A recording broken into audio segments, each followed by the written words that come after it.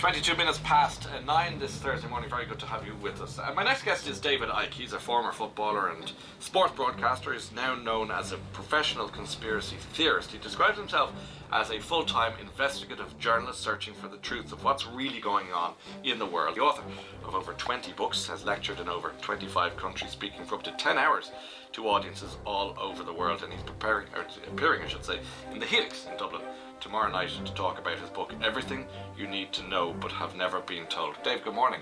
Morning, Ryan. Thanks for coming to see us today. Pleasure. Your talk tomorrow in Dublin is sold out. Yeah, they nearly all are these days, anywhere in the world.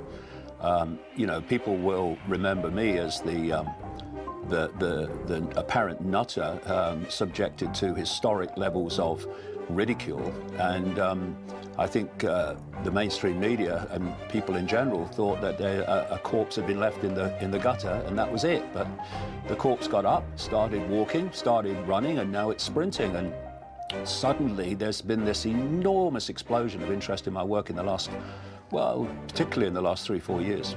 Ladies and gentlemen, can you welcome on stage David Icke? Thank you. Thank you. Whoa. Thank you. Thank you. Thank you.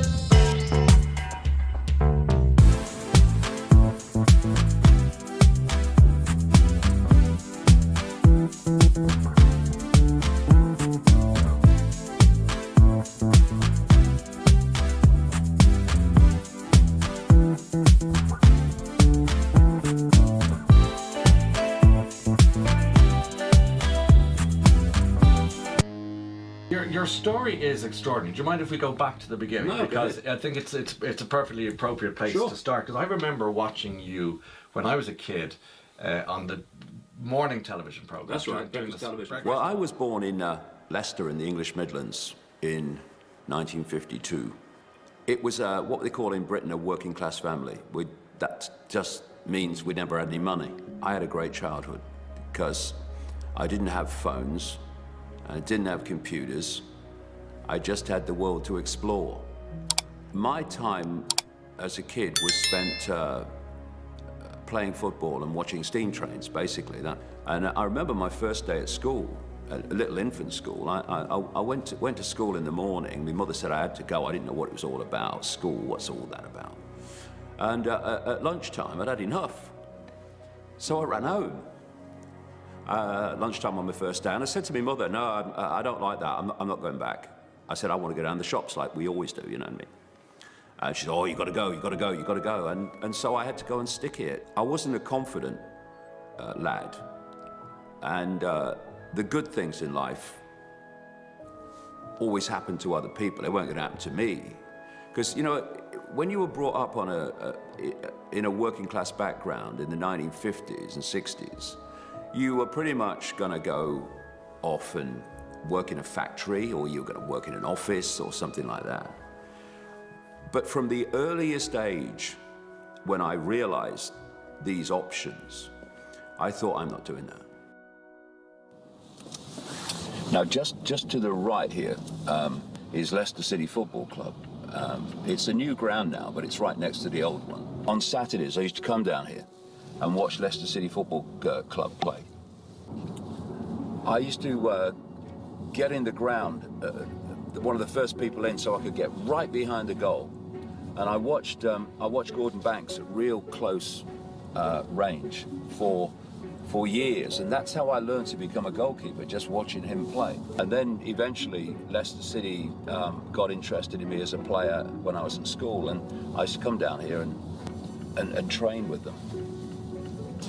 That shop over there, that everyday shop, used to be an electrical store, and myself and Linda, back in the 1970s, used to live above that in the flat. We used to rent it, and it was so cold. I used to go to bed every night in the winter in an overcoat. It was all we could afford at the time. I was working as a journalist in Leicester in the local newspaper, which didn't pay a lot. The Cube, that's quite relevant, isn't it? I set out on a world speaking tour in the summer of 2016 because I could feel that more and more people were starting to feel uneasy about the world. They didn't like the way it was going. I just felt that there was an ever-gathering number of people who would be open to hearing maybe what is going on. Back in the day, obviously, it was a real battle to try and get anyone to listen, to be honest. Like, you know, when Dad was doing his talks, he was talking to 5, 6, 7 people sometimes, you know, and in a theatre that held hundreds, you know, so it was probably quite an embarrassing scenario, really. There was nobody, hardly. I mean, there was a really nice group of people around David, and when we used to go and be part of the talks and the workshops, yeah, there was a man and a dog quite often coming to these talks. Putting out the chairs, no one comes. Putting back the chairs and leaving poorer than when you arrived. But you always had a sense that something bigger was going to happen, you know, but it was tough back then.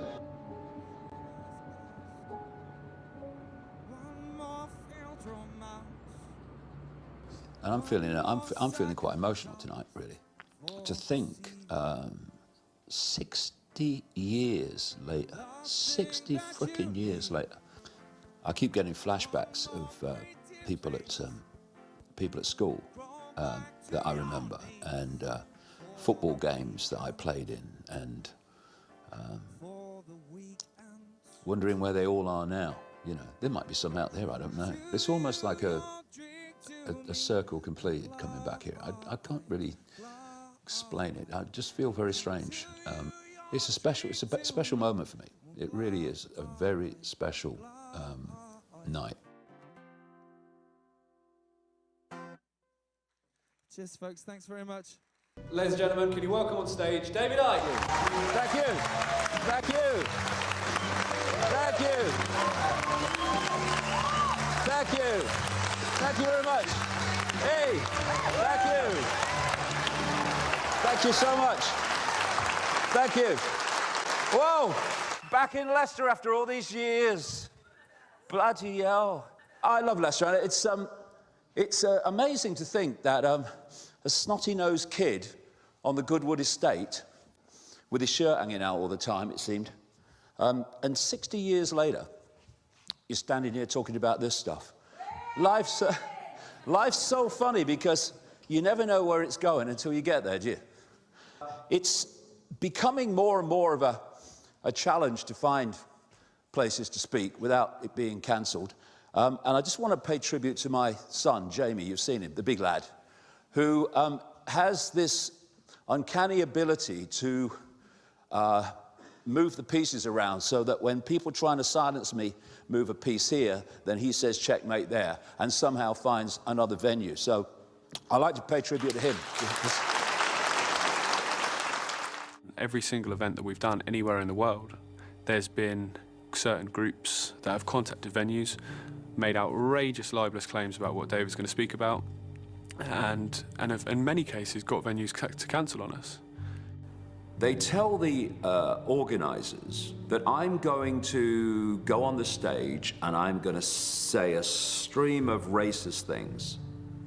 none of which I have ever said, none of which am I ever going to say.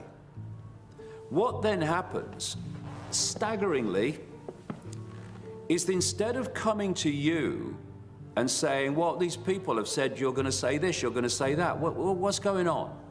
They pull the event. And we hear about the event we've been organizing for months being cancelled. We hear about it in the media. In Germany alone, for example, I've been in touch with over 70 venues, and we've still never managed to pull off a Germany show. And there's a venue that we had in Berlin, which to this day, nigh on well over a year, have never actually contacted me to tell me the event's been cancelled. I found out from a German newspaper when they published a story about it. And my website is blocked in schools and universities and colleges. It's blocked in government departments and government agencies. And here's me, one person, who was supposed to be this great nutter, and the system is desperate to silence what I'm putting out and to stop as many people as possible ever hearing it. Why? I've agreed with the government, because I always do what the government tells me. I've agreed with the government and the mainstream media to issue this warning before we start. There are no conspiracies. I want to make that clear. There are no conspiracies. No one in the entirety of human history has ever conspired with anyone else to bring about a desired outcome. Anyone who says so is a kook, except if you say it's the Russians, it's always true. Every time. This is one of the big things going on today, so important in terms of human freedom. We have the new religion of I am offended. It's about transitory, illusory, irrelevant labels. People get offended about what people say about their race, their religion, their politics, their gender, their culture. All these labels that we give ourselves that are not actually who we are, they're what we're experiencing. And yet, these labels are used to create offense and also the classic divide and rule. We begin tonight with that breaking news, a horrific scene in Charlottesville, Virginia, a white nationalist rally that descended into deadly violence and chaos, the hate boiling over, white supremacists and countered protesters fighting with fists and clubs. Confederate flags on full display, the governor declaring a state of emergency. The car just plowed through hundreds of people downtown Charlottesville. I am man, woman, black, white, Christian, Muslim, Jewish, Hindu, middle class, working class, name, age, and birth date. I am my labels. I am a label. I have fallen into label consciousness. When all along, the true self, the true I, the infinite I, that which leaves the body and attains its consciousness, indeed expands its consciousness as it leaves the body, filter, focus, we are simply awareness, a state of being aware.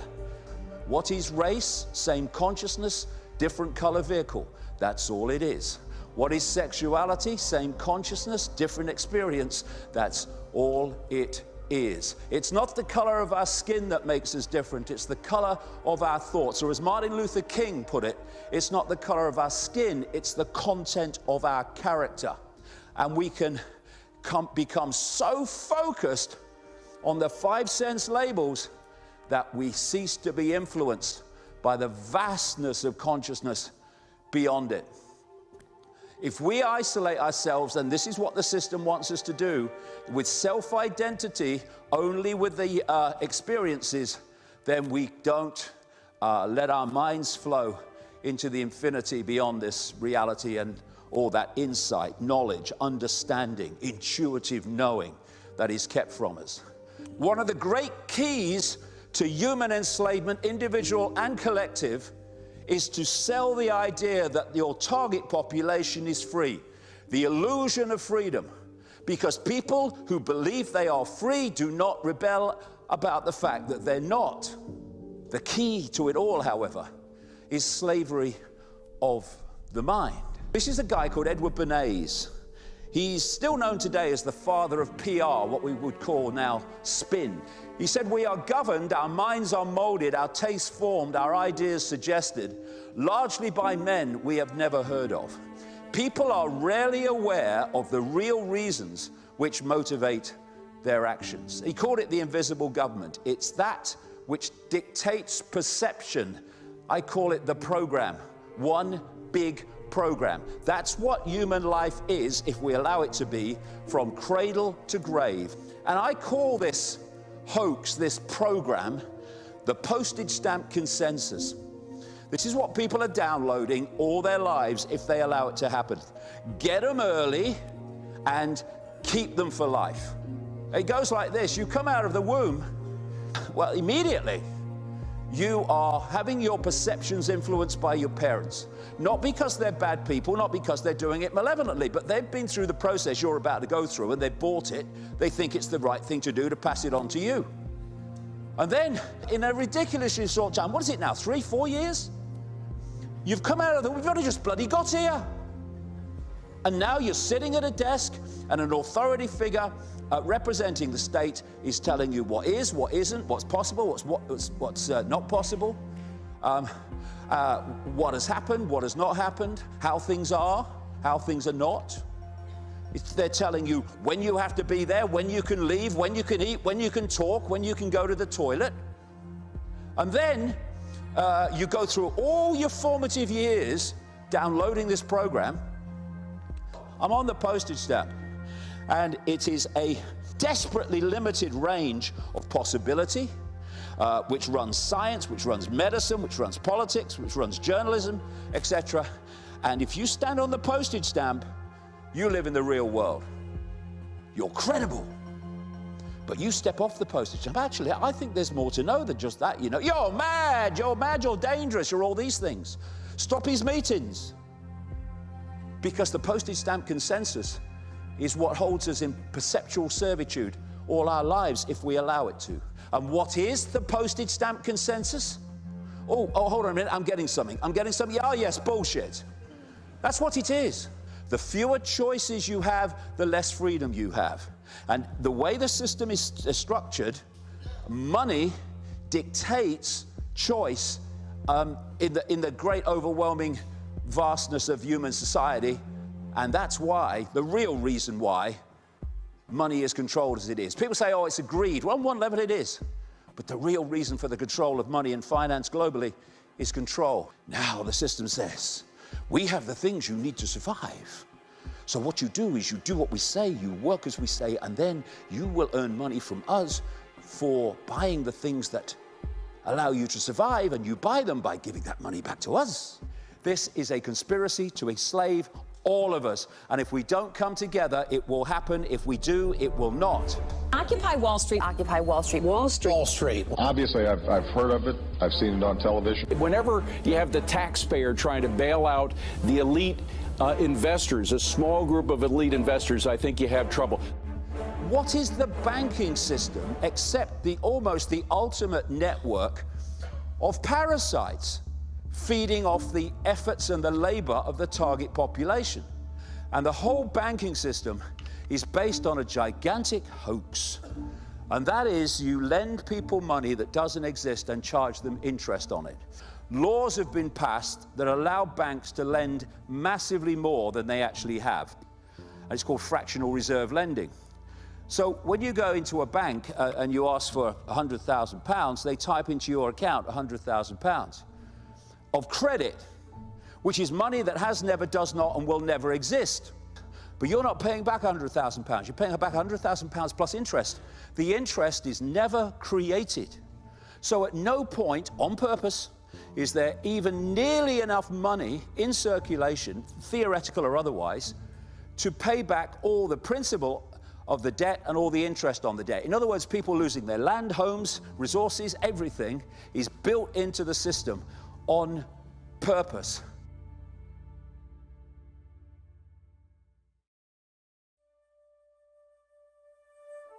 You know, one of the things that I talk about is non-violent non-cooperation. You know, the few can't control the many unless the many allow it. I was speaking in Croatia, in Zagreb, and someone said to me, did you know there's a political party here in Parliament that was inspired by your work? And of course, you know, jaw drop, what? My name is Ivan Pernar. I am a member of Croatian Parliament.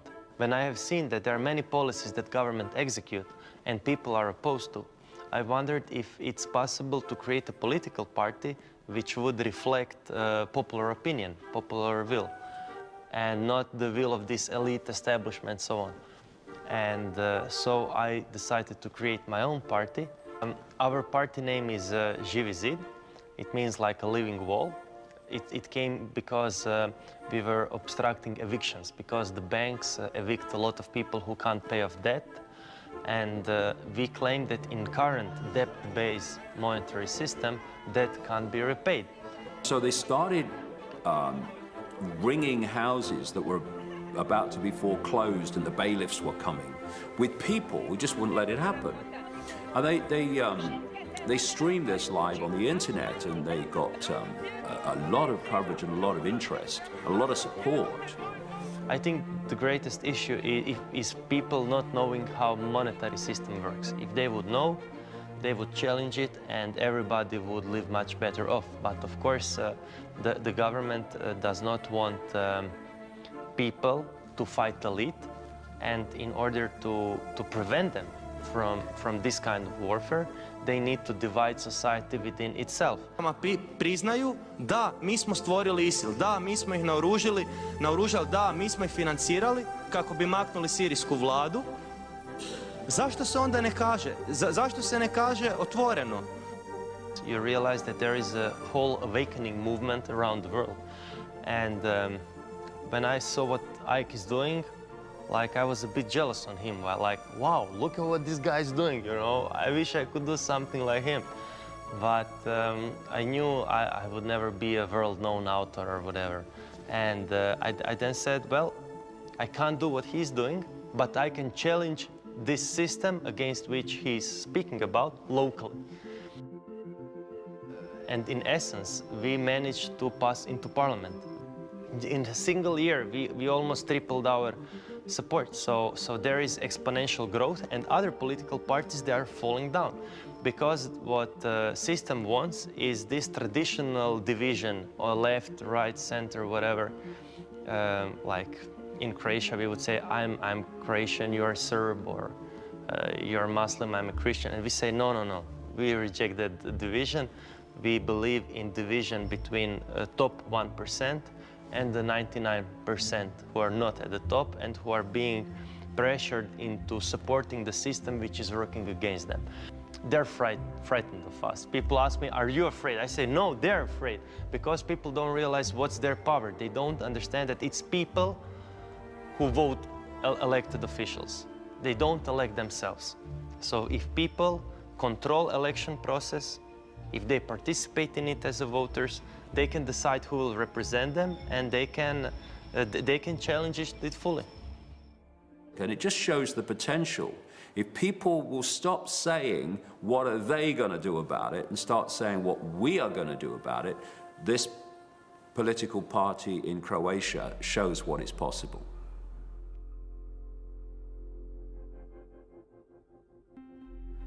From the turn of 1989, when I was in a room alone, it felt like there was something there, a presence, you might call it. And this, through 1989, got stronger and stronger and stronger and more tangible, until in early 1990, I'm with my son, Gareth, who's a little boy then, and we're on the seafront in the town where I live, next to a news shop, and sold a few books. And I walked in to this shop where Gareth was looking at the books. And as I turned to say to him, come on, Gareth, we'll go and get some lunch, the atmosphere around me changed.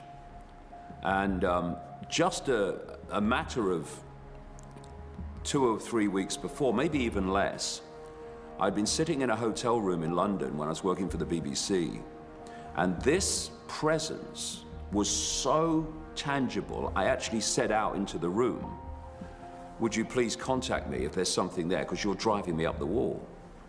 And so shortly after that, I'm in this news shop, and the atmosphere changed around me. And I heard not a voice, but a very strong thought form say to me, go and look at the books on the far side.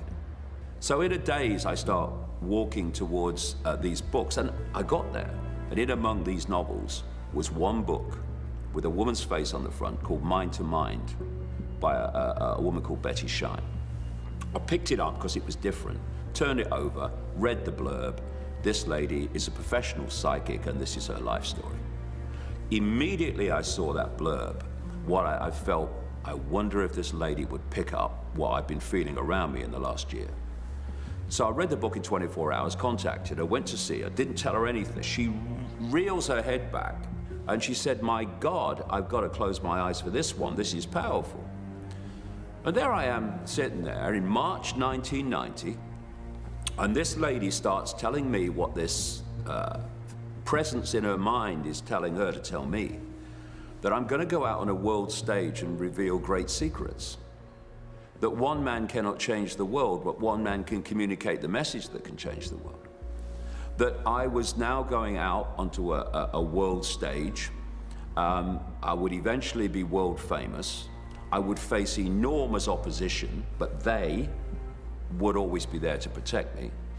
And what was going to happen is they were going to lead me to knowledge, and at other times they were going to put knowledge into my mind directly.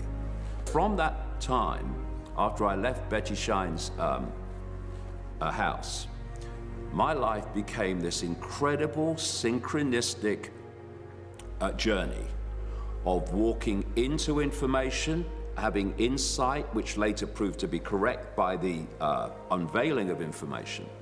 And that has now gone on for the last nearly 30 years. But from about the turn of the millennium, the key thing came. And that was an understanding of what reality is.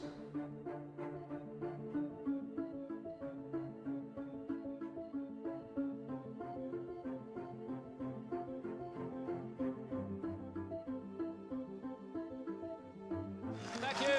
Thank you. Thank you. Thank you. Thank you. Very kind. Thank you. I'll quit while I'm ahead, you know. Lovely to be back in Dublin, and lovely to be back at the Helix. The first one to control perception is controlling the perception of reality itself. Now, if we don't understand the very reality that we're experiencing and interacting with, how can we understand anything? We live not in a world, but in a band of frequency, actually in a band of information within that frequency. But we are aware and live within, in terms of our perception, a tiny, tiny fraction of it. This scene from The Matrix is absolutely spot on. Right now, we're inside a computer program? Is it really so hard to believe? Morpheus and Neo are in a computer simulation akin to this. And Neo said, This isn't real? This isn't real? And Morpheus said, what is real? How do you define real? If you're talking about what you can feel, what you can smell, what you can taste and see, then real is simply electrical signals interpreted by your brain. And that is all this reality is.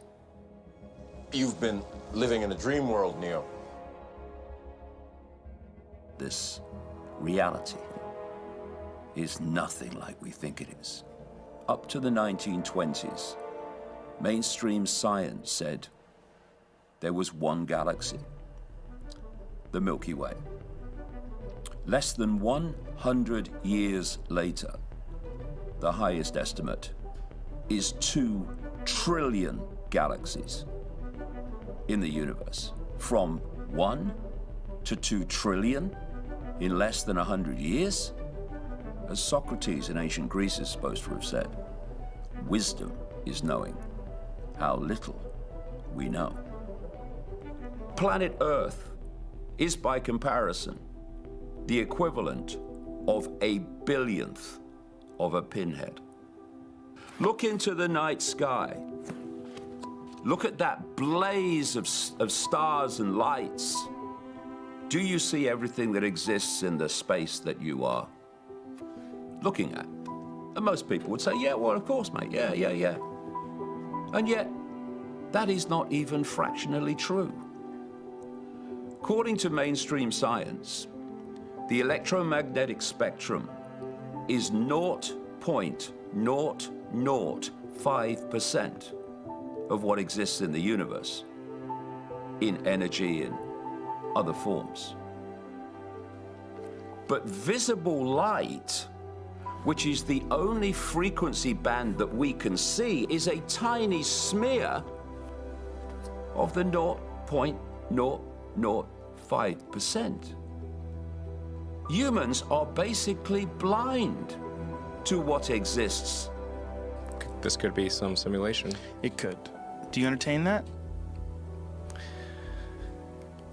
Well, the argument for the simulation, I think, is quite strong. This is real? When I touch that It feels wood? very real. Where are you? Where are you really? Right. You aren't anywhere. Well, where is... You're in the computer. What defines where you are? Meanwhile, your experience is Why do you radically think different. you're where you are right now? You might not be. I'll spark up a joint if you keep talking. Your manager's going to come in here. We might have to lock the door. Right now, you think you're in a studio in LA. That's what I heard. You might be in a computer. We experience what is apparently a physical world, a solid physical world where everything is apart from everything else. And it appears to be outside of us, but it's not. Not in the way we experience it. The world out there that we experience as out there is actually in here. What is Wi-Fi? It's information carried in radiation fields.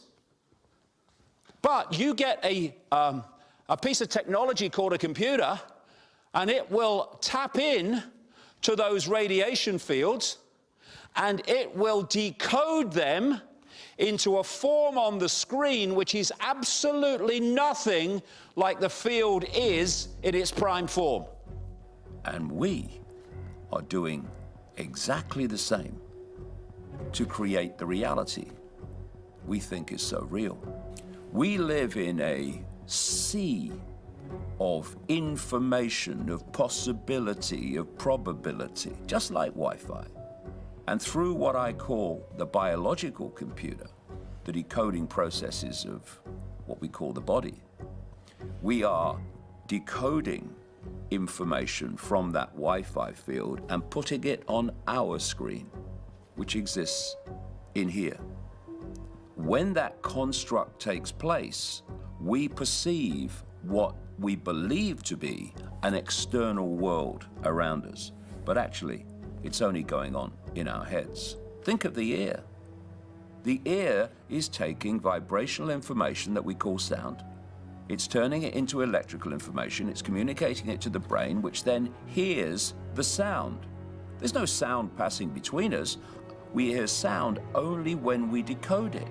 As I speak now, my vocal cords are creating a frequency field of information.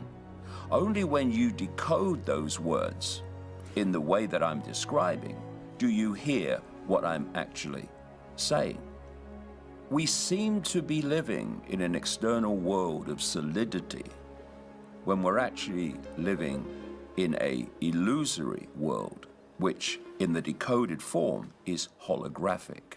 When you see how close virtual reality is now getting to the reality we're experiencing, and the people at the cutting edge of this field say it won't be many years before you won't be able to know the difference. We have that HTC Vive here, and I've only done it a couple times, quite honestly, because it kind of freaks me out. Sure. My kids fucking love it, man. They love it. They love playing these weirdo games and walking around with that headset on. But part of me watching them do it goes, wow, I wonder if this is like the precursor. Just sort of like if you look at that phone that Gordon Gekko had on the beach. Yes, and then you compare a big that. cell phone. Yeah, you compare that to like a Galaxy Note 9. Sure. Like, how the fuck did that become that, right? And I wonder when I see this HTC Vive, I'm like, what is that thing going to be 10 years from now when we're making fun of what it is now? What is it? How ingrained and how connected and interconnected is this technology going to be in our life? It will be, at some point, indistinguishable from reality. How do they manifest these virtual realities? By using exactly the same systems of decoding that we use to create this one. The gloves hack in to the touch senses. The headsets hack in to the sight senses and to the ear senses.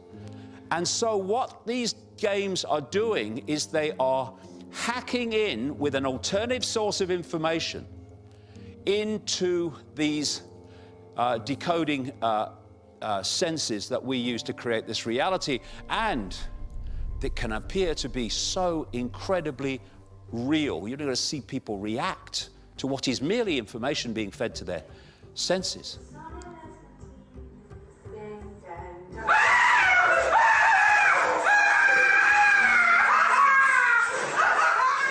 Physics of computer games and the physics of our reality are basically the same. This is the revolution, and its time has come. Thank you very much. Thank you. Thank you very much. Thank you. Thank you. Thanks for coming. Thank you. Thank you. Thanks for coming. Thank you. Thank you. Thank you. It's fantastic when you get out there, because you just go into an energy field and it's almost like a state of bliss. I've been saying all these years that if what you say has validity, it will eventually be shown to be so. And people are now coming to my work in ever-gathering numbers because of what I've said way back. So I say to people, speak your truth. The most astounding experience I've had in all this nearly 30 years came after I'd seen Betty shine, and then I wrote a book through that next few months called Truth Vibrations. And something intuitively, which is how I started to operate after this whole thing started, said, you've got to go to Peru, you've got to go to Peru. And I ended up at a place called Siyustani, not far from Puno, on the shores of Lake Titicaca, the highest navigable lake in the world. And I walk up to the top of this hill, and there's these stones and stuff, and I walk in among these stones, and then I heard, just like in the news shop, not a voice, but a strong thought form. It said, they'll be talking about this 100 years from now. It will be over when you feel the rain. Cloudless sky, piercing Peruvian sun. It will be over when you feel the rain. Icke, you're going mad, mate. And out of the mountains came this storm. And eventually, I'm watching this wall of stair rod rain move towards me. What happened is this energy coming through me got more and more powerful, like being plugged into the mains. And then the rain hit me. I was deluged in a second. And the energy stopped. And I staggered forward like Bambi. And something phenomenal had happened in that moment, because it was like, when I look back, being in a bubble of perception all your life. And then someone comes along, no warning, burst the bubble. And concepts, insights, knowledge, awareness was pouring into my conscious mind. And it was like someone pressing too many keys on a computer. The computer can't process the information because there's too much. And That's when I went into a period, only lasted 3 months, where I didn't know what I was doing or where I was or what was going on. And then 1991, it just went bang.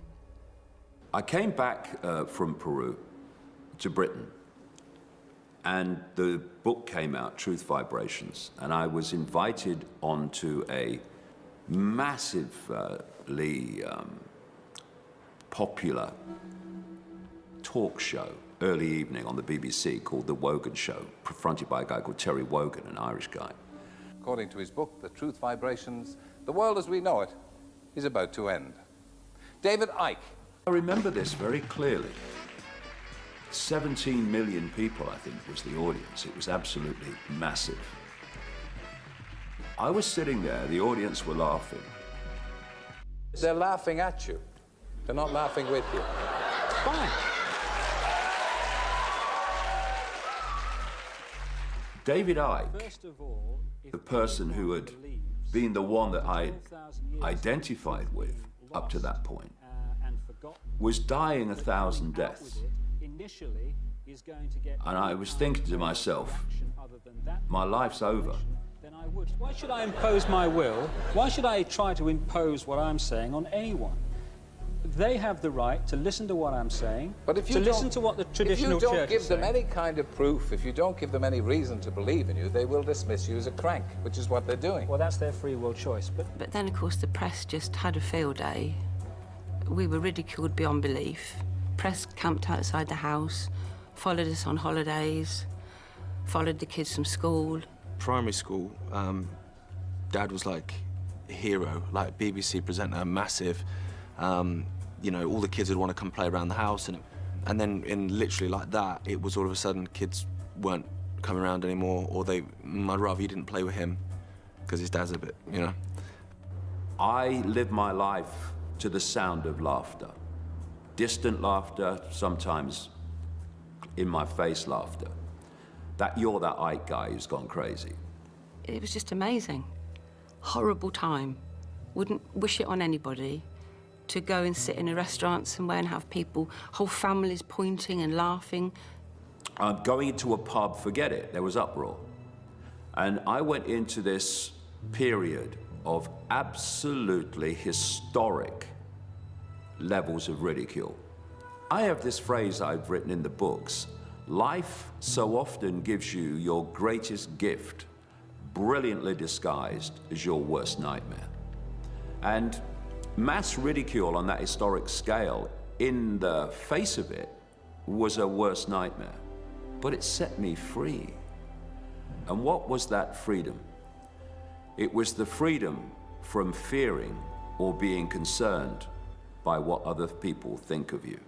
We are in a period now where speaking your truth and not being intimidated into silence is not just important, it's utterly crucial to where humanity goes from here. If I had not have gone through that extraordinarily extreme experience and let go of this concern what other people think, does anybody think I would have talked and written about some of the things I have since? No way. You don't accept it? Don't accept it. Fine, but you're not going to stop me saying it. One of my great surprises over the years was to read in a newspaper about a program that's a radio program in Britain that's been running a very, very long time, called Desert Island Discs. My castaway this week is the Pulitzer Prize-winning writer Alice Walker. And when she was asked, what book would you take to the desert island? She said, I would like to take Human Race, Get Off Your Knees by David Icke. She said, when I met her, there was this silence. Did she just say a book by David Icke? I met her and spent hours with her at her home in California, and it's one of the most memorable days of my life. How are you? I'm good. Good. Delighted to have time to talk to you this time. I know. Oh. Hey. I think David Icke is a great teacher, and I think he's really the right teacher for now because he's so present. I've seen The View. I do not understand why you live here. What makes you live here? Well, You should live in downtown LA. Oh, yeah, exactly. Well, you know, tough. Come on in. Thank you. It's absolutely beautiful. Yeah, it is. You look incredible. Really? You do. Well, thank you. You look incredible. Oh, goodness, that helps. I'm so happy that you could come, and I wanted to show you, you know, our part of the world. And this part right here has been very comforting, and it has a feeling of safety for me. Got a great calmness about it. Yeah. In fact, I was thinking about some of the similarities that we share. Really? And I was writing this book called The Temple of My Familiar. And honestly, the synchronicities were just like all the time. Living here, it supported that, you know. And in fact, that's one of my earliest connections to your work and feeling supported by similar energies. Right. So I felt comfortable with your work in a way that most people, many people up until recently have not seemed to be. No. Comfortable. We have the same car. We have the same car. We do. Even the same colour. That's incredible. Both sides of the Atlantic, same car. Same car. I don't know if anybody else could do it but him, actually. He somehow has all of the qualifications for presenting it with enough nerve, you know, just sheer nerve. Something in the energetic field around you that you never feel alone. Right. There's always some support there. Yeah. And that's what drove me on when everyone else was saying crazy and this is nonsense. Well, my Aquarian spirit helps me there because I've been trashed a lot, but I have this ability to just keep going and feel that support. I mean, from the time I was a child, we lived way in the country and we were very poor, and I used to have a stick that I would walk along the fence with, just making what music I could out of the sound of the stick on the fence, in perfect happiness, because I felt all around me, you know, that I was supported. What I found that if a person just accepts, well, actually that I wasn't told the truth, was I? The next question is, well, what else am I being lied about? What else am I not being told that's not true? And the dominoes start to fall. Right. I see that a lot. Yeah. So I think that we need him as a teacher because some of the subject matter is so strange to most people. Strange just mainly because they're not used to thinking outside of a certain, you know, box, if you will. when I came across these other explanations for reality, I'd been a professional footballer, I'd been a journalist, I'd been a radio reporter, I'd been on television, I'd been in politics in the Green Party. I lived quite an expansive life. Mm-hmm. I'd never heard of it. Mm-hmm. Right. And my first question, which actually started to lead me into the conspiracy, was, why isn't this taught in schools? This is the stadium in which this whole human society is played out, keeping humanity in ignorance of itself.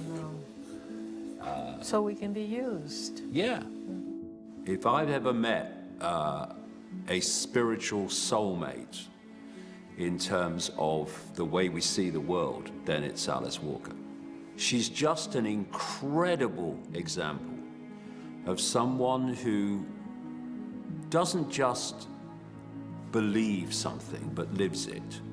And all these years later, she's still there, still driving on, still challenging imposition and challenging injustice. And it was an absolute joy to spend time with her. I hope it's not the last time that we ever meet.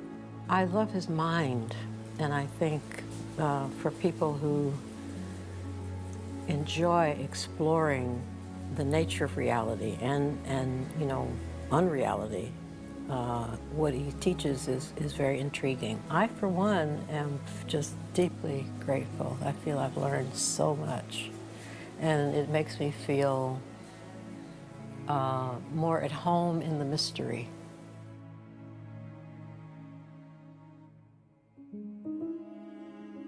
If you keep going and you don't give up and you don't apologize for being you, and if what you say has validity, then eventually it will come together. But if you don't keep going when all seems lost, when it seems that it's going nowhere and it's all a struggle, and the times when the waters break and the clouds open never comes. You know, no one said it would be easy. Hey! Thank you! Thank you very much! Thank you! Thank you! It's just incredible how many people are here tonight, because this was only thought of about, a month ago. But the interest now is incredible. And that's why they're trying to shut me up, and it becomes more difficult to find a venue big enough for all the people that want to come. And what this evening is about is context. This is what is absolutely missing, not least in the mainstream media, context. If you look at people, organizations, happenings, world events, in isolation, they look a certain way. But you put them in context, how they connect together to a common direction, and whoa, the world looks very, very, very different. The key is why they are happening. The why is what opens the vista up. The idea of the postage stamp is to keep us seeing only the pieces, never the picture, but connect the dots between these organizations, people, world events, happenings, and suddenly, so that's what's going on. This world of the seen is being manipulated from the unseen, which is almost the entirety of existence that we can't see. People can say, we are free, and to them it may seem like it, being able to vote for someone every 4 or 5 years who then does it they like until they get the chance to vote again 4 or 5 years later. It's called freedom. But the idea is to not let us see the bars and not let us see the walls of the prison. What they want to do is to make sure we don't know what's going on, but that we don't know what's going on. How it works is you've got a spider at the center of the web. And then you've got these strands immediately around the spider. All this is in the unseen. And these secret societies, symbolized by those strands, are the most secretive, the most exclusive. Most of them don't even have names, so they're harder to uncover. And then as you come out from the spider, still in the hidden, you meet the secret societies we do know about, like the Freemasons and the Knights Templar and the Knights of Malta and Opus Dei and the inner circle of the Jesuit order and others. Now we hit the world that we see, or the world of governments and banking systems and corporations and government agencies.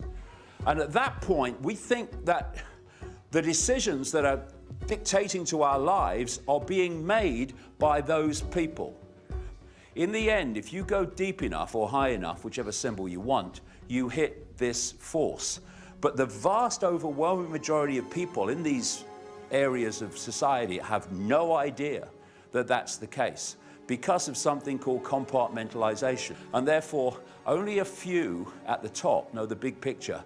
Everyone else only knows a part of it. What you do is you get some blokes in suits and you plonk a head on them and you call them Republican or you call them Democrat.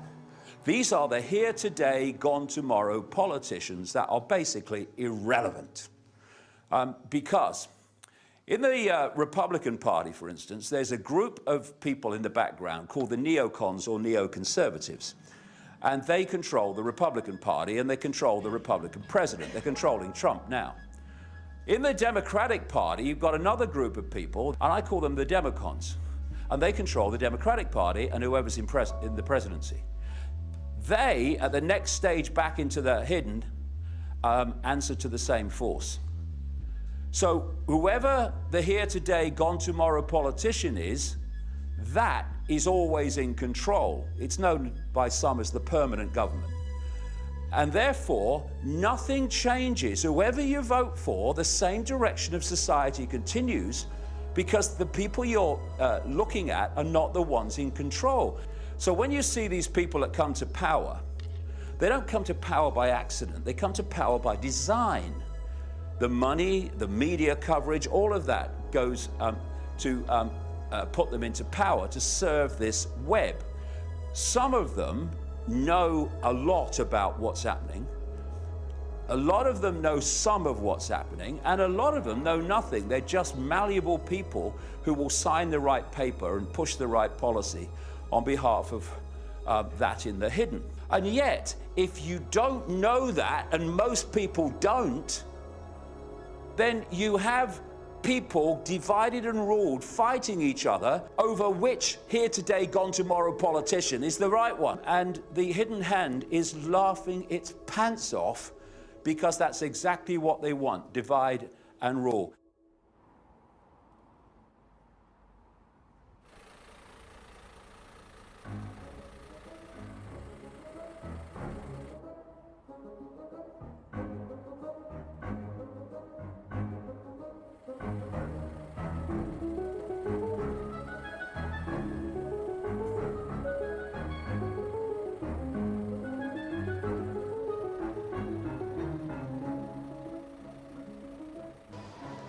Whoa, a Route Master bus. Thank you. Well, good afternoon, ladies and gentlemen. Good afternoon. Thanks for coming. I know some people have come from long distances. And this is the alternative tour of London. In America in particular now, the term deep state is almost common parlance. This hidden government, this global hidden government, is always there. And one of the great centres of that is London. Down there is Downing Street, of course, and the Ministry of Defence. And Downing Street is another location for here today, gone tomorrow politicians. Hello, Theresa, are you all right? And that's the Bank of England, where they lend people money that doesn't exist and charge them interest on it. It's called organised crime in any other profession, but in banking it's legal. We're heading round now towards Buckingham Palace. It's kind of extraordinary when you think about it, that we think now that we're in a modern, advanced, mature society. But Britain, and indeed the countries of the Commonwealth, have their head of state chosen, to bring it down to basics, by who had sex with who in what order. That's it. That's how we choose who is the head of state in this country. They're in awe of them. You're not supposed to turn your back on the Queen. You have to back out the room. Oh, it's the Queen, but do we ever ask, why is she Queen?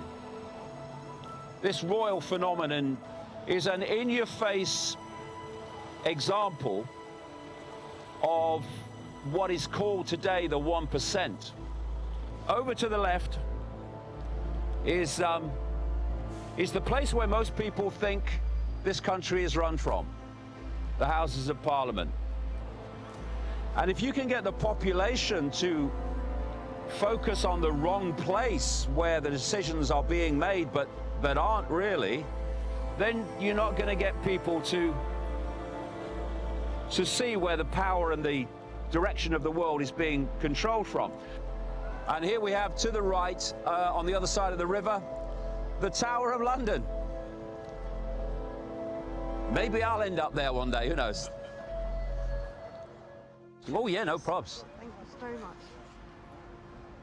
I think the world is going in the wrong direction, but there's only him maybe talking about it, so it was really interesting to see it from first hand. At least he's giving truths out there. that plant a seed, and that's what the seed needs to do, plant and grow so everybody knows the truth, I think.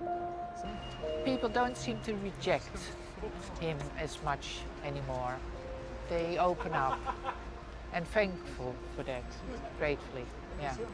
Well, the good thing about him is he knows how to laugh at himself, which I think is something that a lot of our politicians could learn a lesson from.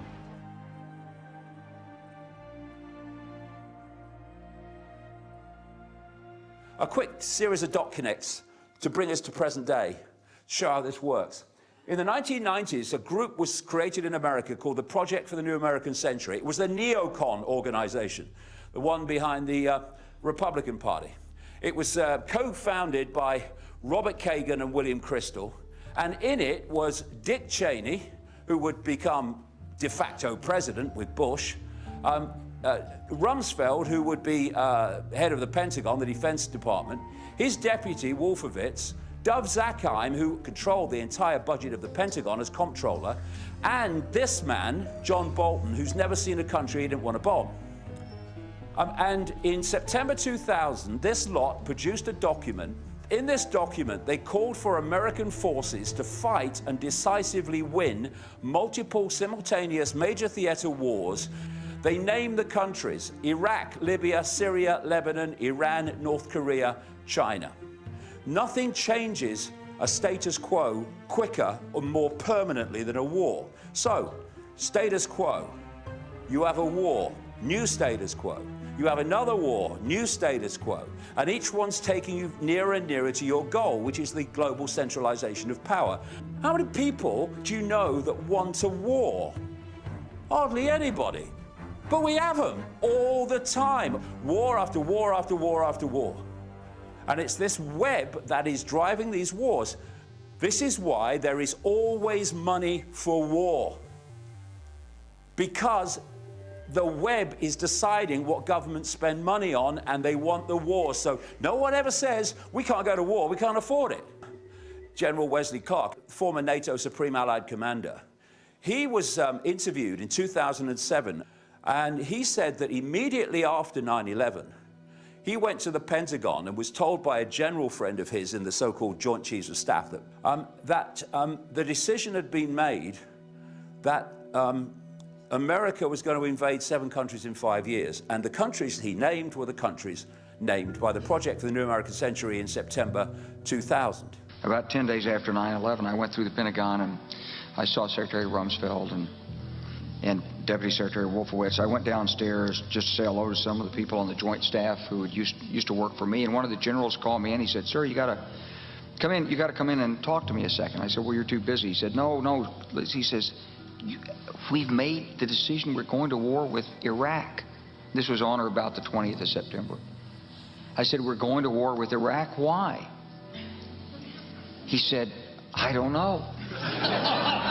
So I came back to see him a few weeks later, and by that time we were bombing in Afghanistan. I said, "Are we still going to war with Iraq?" And he said, "Oh, it's worse than that." He said, he reached over on his desk, he picked up a piece of paper, and he said, I just got this down from upstairs," meaning the Secretary of Defense's office today, and he said, "This is a memo that describes how we're going to take out 7 countries in 5 years." Number 1, Bush, Republican, Blair, Labour, picked Iraq off the list because that's what they were told to do. And Iraq, of course, was invaded through weapons of mass destruction that didn't exist because it was on the list. It had to be targeted. They didn't have an excuse. They made one up. Then there's this transformation. Now, if we go from Labour to Cameron, David Cameron, the British Prime Minister, Conservative, and we go from Republican Bush to Democrat Obama. But what do? They tick Libya off the list, again, based on a lie, and they start the process to create the civil war in Syria. Now, Drain the Swamp Man comes in, and he's targeting Syria and more targeting Iran. Iran's leaders sow chaos, death, and destruction. They do not respect their neighbors or borders or the sovereign rights of nations. Instead, Iran's leaders plunder the nation's resources to enrich themselves and to spread mayhem across the Middle East and far beyond. The hidden hand is calling the shots. They come and they go. Where they want it to lead, if we let them, as I've been saying and writing since the 1990s, is World War III. They always plan 3 world wars. And what they want to do is play off NATO against Russia, China, and allies like Iran. And that's what this is all about. This insane demonization of Russia that goes on day after day after day. They're seeking to soften up global public opinion, Western public opinion, to accept a war. This is why you're having this massive NATO buildup of arms and troops on the borders of countries that border Russia. Next, leaders from NATO countries met in Poland today to finalize plans to beef up the military alliance. For the first time since the Cold War, multinational troops will continuously rotate through 4 countries in Eastern Europe. Russia has called this buildup a provocation. Is this a provocation? I would view it as a deterrent. And if I was looking at it through the lens of a potential aggressor, I would say it's an exceptionally capable deterrent. You've got all these troops, American troops, British troops, that think they're fighting for their country, when what they're doing is fighting for that force which is destroying their country and is aimed to create a nightmare world for their kids and their grandkids. If you keep invading countries like Iraq, then people will look up from the game show and go, hey, Ethel, they're invading someone else. What's going on? So what you do is you get the population, or some of it, in the target country to unseat the leader you want to remove. And this is the specialization of a group of organizations called the Open Society Foundations, run by this billionaire democon, George Soros. They were behind the manipulation of the Arab Spring. That went well for Arabs, didn't it, that? And they are behind what are called color revolutions, like the Rose Revolution in Georgia and the Orange Revolution in Ukraine, where they get the people to appear to have a revolution against the leader, but actually that's not what's really going on. Now, a few weeks ago now, George Soros announced that he was going to transfer $18 billion to his Open Society Foundation group, bringing his total donation so far to $32 billion. That's the kind of money that is there to be used to disrupt countries. And one of the Soros Open Society coups was in Ukraine, when they replaced President Yanukovych, that was looking to Russia, with this guy Poroshenko, who's a puppet of America. And the person who oversaw that was Victoria Nuland, Assistant Secretary of State for Eurasian Affairs, who is the wife of the co-founder of the Project for the New American Century, Robert Kagan. When you get deep in the rabbit hole, it's a very, very, very small world. And the trigger for all this sequence that we're still seeing unfold, was 9/11. And in that document in September 2000, it said that unless there was a new Pearl Harbor, then this process of regime change would necessarily be slow. In the words of the document, further, the process of transformation is likely to be a long one, absent some catastrophic and catalyzing event like a new Pearl Harbor. And 1 year to the month after this was published, 9 months after the people that wrote it came to power with Bush, America had what Bush called at the time the Pearl Harbor of the 21st century, which started the whole sequence running. Know the outcome and you'll see the journey. This is why it's so important to uncover where they want to go, what their outcome is. Because once you know their outcome, seeing the steps every day towards that outcome are a doddle. But if you don't know the outcome, then these steps are now random. There seems to be no connection, but the outcome connects them. And this structure, this pyramid, is where it's all been leading. I call it the Hunger Games Society. They want an elite 1% at its core, less than 1%, that dictate everything. They have all the wealth, they have all the power, they have control of the military, they have control of government, the whole shebang. At the bottom, they want the rest of humanity, basically. Even those who at the moment think they're doing okay, they've got some money in the bank, they've got a nice house and that stuff, none of this matters to me. If you're not in the 1%, they want that as well. And in between, they want this quite demonstrably unfolding around the world, police state, actually in the end, police military state, to hold this status quo and to impose the will of the 1% on the population.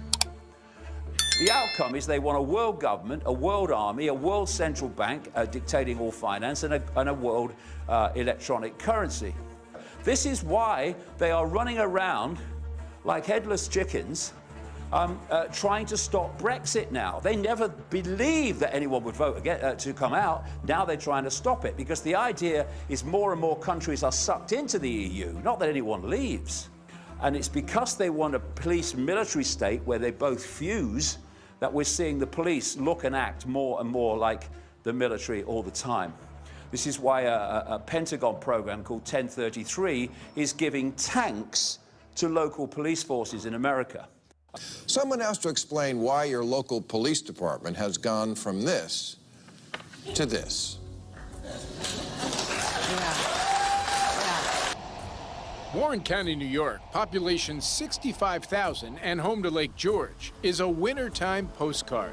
Peaceful, picturesque, and well protected.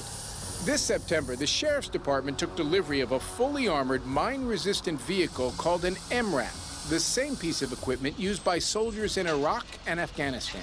I would be remiss at doing my job if I didn't prepare for the worst. Bud York is the Warren County Sheriff. I'm tasked with protecting the public and protecting my people. That accomplishes both of those goals. Once you start dressing and equipping people like an occupying army, they start acting like one. Every day there's another story in the paper about cops beating innocent people.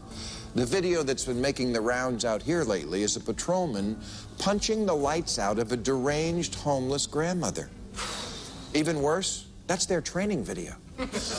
So the web controls politics, money, commerce, media, military, science, medicine, and religion, and thus controls perception and outcomes.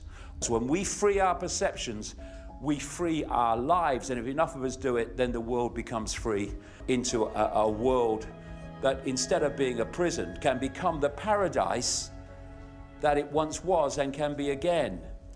Only because we change, the world must change. Because we are the world, and the world is us. Thank you very much for coming. Thank you very much. Thank you. Thank you. Thank you very much. Thank you. Thank you. Very kind. Thank you. Thank you. Thank you. Thank you. No, honestly, this is for James Holdsworth. James to James. Thank you. Yeah, no problem. Thanks, Steve. Cheers. Thanks. Lovely to meet you. Lovely to meet you guys. Bye. Cheers, mate. All the best. Thanks for coming. Where are we going? That way.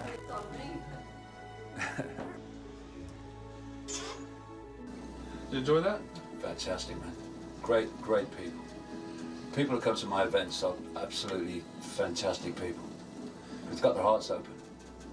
Single time we release a tour, there's always contacted. When are you coming to Newcastle? When are you coming to the North East? Always. This one, is it? Yes, mate. Cheers, mate. Oh, I enjoyed that so much. It makes it all worthwhile when you see people like that who, you know, their minds are open, their hearts are open. It's just brilliant, and it's a cross-section of the population. You know, there was a lot of people there tonight, I would take it, that would never heard it before, which is exactly what you want, really. I'll be sad when this little tour is over, really. I'm enjoying it, really, enormously. if we were going to be stopped, it was going to be in the old days when no one wanted to know. It's not going to be now. They're on the wrong side of history, that's for sure.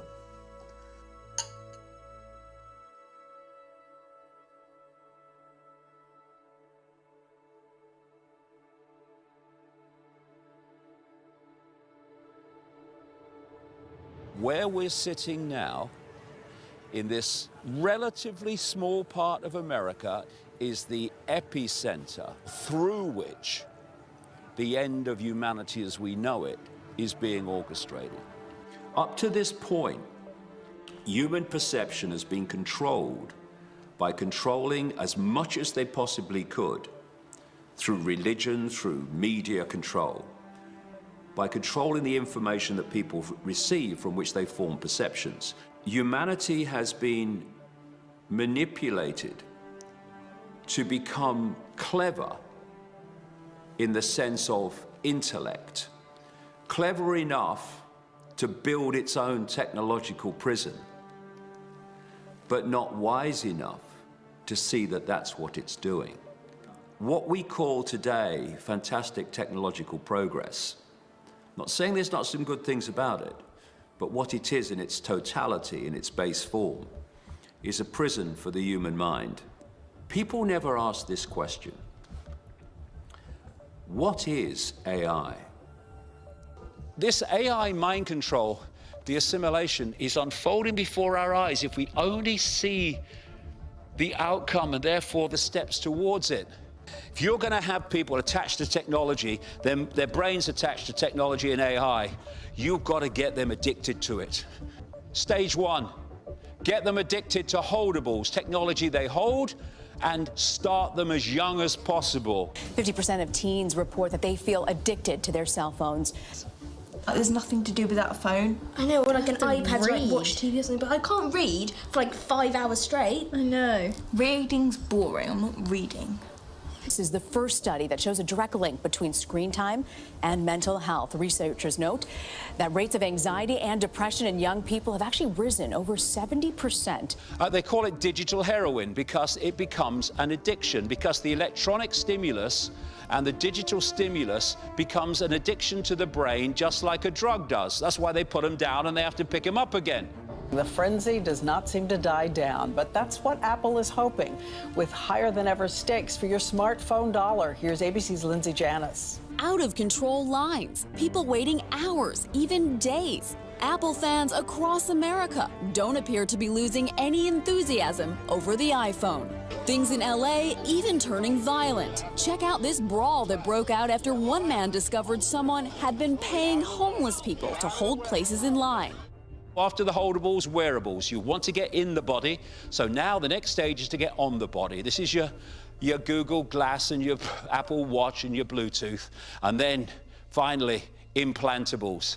Get inside the body. Gotcha. The latest office innovation is a microchip implanted in the skin. This is the first American company to ever try this. So what are they tracking, and would you say yes if your boss asked you to do the same? Turns out one of the biggest discoveries is actually this tiny. See how small that is? This little chip may be the next big thing, and it sounds like it's right from a sci-fi movie, but people all over the world are implanting these into their wrists. Once you know the outcome, you can see the journey. And in terms of the ultimate endgame, which is to attach the human mind, the human brain, to AI, so that AI, artificial intelligence, becomes the human mind, and the human mind as we know it is no more, you can see the progression there of the stepping stones. And this is why we are at the cusp of a massive choice that humanity has. Because if we go on down this road for not much longer, I mean, some of these major players in Silicon Valley, like Google's Ray Kurzweil, they're talking about this AI-brain connection happening around 2030 onwards. And let me summarize it for you. Now, today, I mean, you have a computer in your phone, but if you need 10,000 computers for a few seconds to do a complex search, you can access that for a second or two in the cloud. In the 2030s, you need some extra neocortex. You'll be able to connect to that in the cloud directly from your brain. And so over the next few decades, we're going to do it again. We're going to again expand our neocortex, only this time it won't be limited by a fixed architecture of enclosure. It'll be expanded without limit. That additional quantity will again be the enabling factor for another qualitative leap in culture and technology. Thank you very much. The sales pitch of connecting the human brain to technology is it will make us superhuman. Oh, that would be great. But actually, even though they're that close to it, they still haven't seen it. They're still looking at dots and not seeing the picture. This is where it's all going. And we are sitting now in the epicenter of it, in front of a nondescript building that seems to just be a search engine. Oh, Google, let's Google this, Google that. But actually, we're sitting at the epicenter of human control. What does the Pentagon and the intelligence agency complex want? It wants control of every bit of data it controls from the population. Silicon Valley gives it them. It wants to dictate what people see and don't see. Silicon Valley increasingly gives it to them. And it wants an AI-controlled human race, and through Silicon Valley and its corporations, that is what is being developed. Pentagon Inc. These are masquerading as private companies. They are Pentagon fronts. That's why they do what they do. You know, these organizations like DARPA and the CIA, they have their technological arms which seed fund corporations and technology that have a means of serving their agenda. And the CIA organization is called In-Q-Tel, or IQT, which has seed-funded these organizations. You know Siri, this Apple Office Assistant, and this Office Assistant technology, people have them all in their homes now. God knows why. It was seed-funded by DARPA, the same organization that creates genetic extinction technologies and death rays. It takes a renegade mind that looks at it in a different way, and especially an outside mind that's not in it, to see the blatantly obvious. If we don't see the picture, then the future for humanity is very unpleasant indeed. If we do see the picture and head it off, then we can start to build a world worth living in.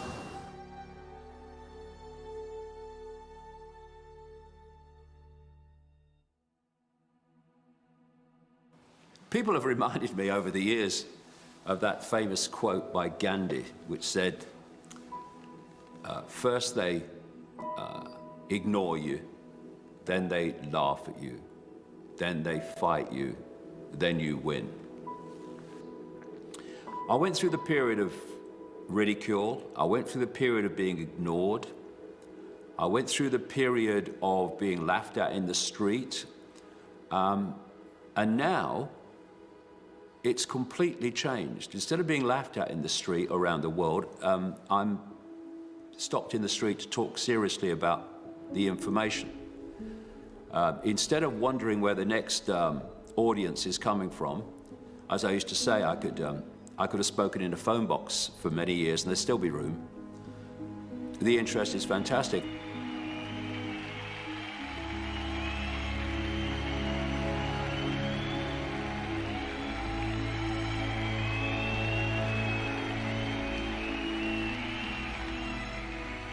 People are just waking up, which is amazing. And I think it's becoming more obvious now. I think as the agenda is obviously going nearer and nearer and nearer to the end goal, it's just opening itself up and it's becoming more and more obvious. That's encouraging massively.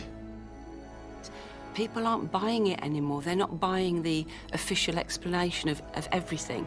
And just more and more people are mistrusting of their mainstream media sources and their politicians and so on, because they've been given so many examples over the years that they can't be trusted. I feel the genie's out of the bottle and it's not going back. We had a tax imposed in the 1980s by Margaret Thatcher called the poll tax. It was a desperately unjust tax. And large numbers of people simply refused to pay the tax. What happened? They had to change the tax and drop it.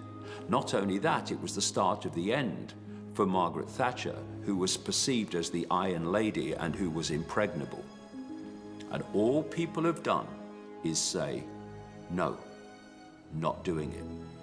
Someone comes out of Downing Street, someone comes out of the White House.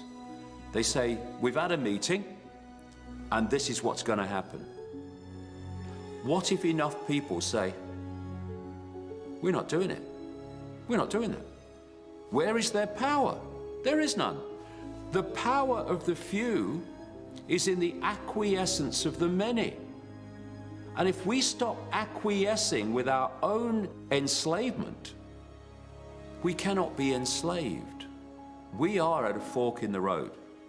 If we go on as we are, we'll live in a fascistic Orwellian global state within decades. And I'm being seriously optimistic when I say decades. If we take our power back and we start questioning and we stop fighting among ourselves, then 7.5 billion people can't be controlled by a handful. If the 7.5 billion, A, know what's going on, and B, won't have it.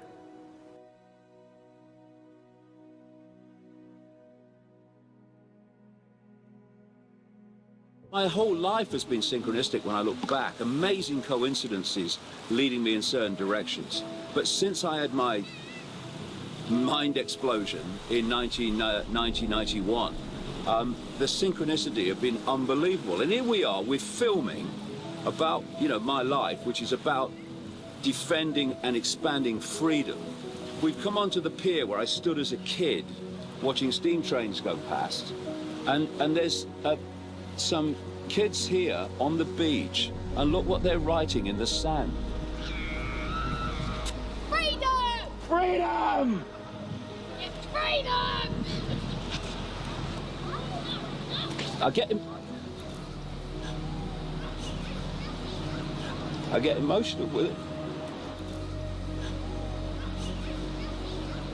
Because of what's happening in the world compared with what could be happening.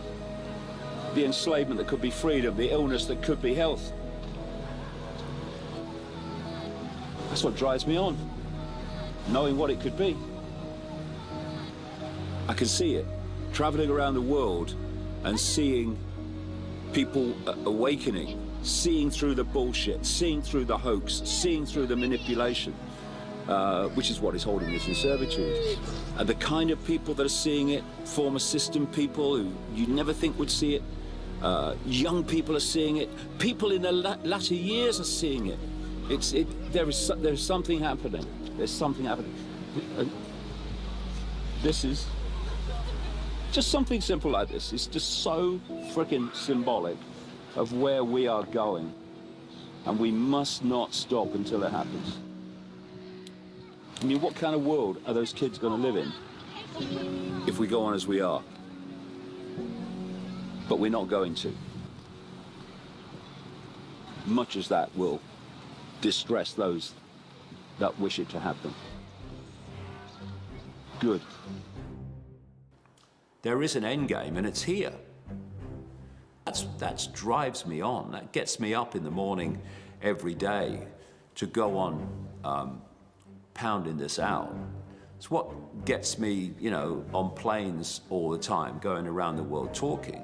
And if you look at the history of the world, it's renegades, by that definition, that are the only people that have ever changed anything. Martin Luther King was a renegade. Gandhi was a renegade.